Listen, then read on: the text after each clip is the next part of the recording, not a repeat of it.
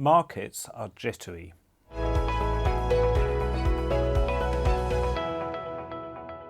Good morning and welcome to Morning Markets.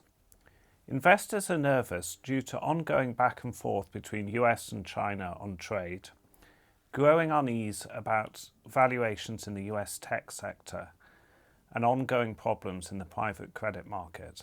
Despite these concerns, equity markets recovered last week, with most global indices up about 1.5%, and the Nasdaq and the Russell Small Cap in the US up about 2.5%. Overnight, Japanese equities bounced 3% after news that the market-friendly Prime Minister candidate Sanae Takaichi was likely to secure the post. The US government shutdown continues to delay official data, but US company earnings have started to be released, and the early results are encouraging. Large US banks reported revenue and earnings beats driven by investment banking. However, JP Morgan did sound a note of caution on credit losses.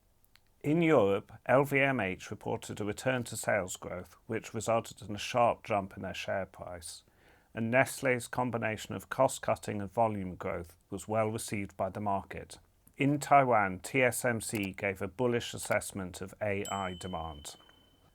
Looking ahead to this week, the delayed US CPI report will be key in determining whether market expectations for 5 further interest rate cuts by the end of 2026 in the US are justified. Economists expect the headline rate to rise from 2.9% to 3.1% and the core rate to remain at 3.1%. UK inflation is also expected to attract attention. The headline rate is forecast to rise from 3.8% to 4%, but this is expected to be the peak. Services inflation has been sticky but dropped to 4.7% in August. September's release will help to confirm whether this was a blip or the start of a downward trend. There is currently a 50% chance of a further rate cut in the UK by December.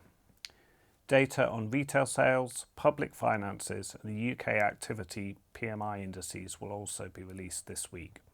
Data released from China will include Q3 GDP, which is expected to slow to just below 5% as a result of the government's attempts to cut down on excess production capacity.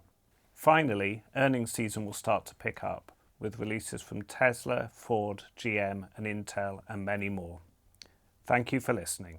This video is not a recommendation or personal financial advice. With investing, your capital is at risk. Investments can fluctuate in value and you may get back less than you invest.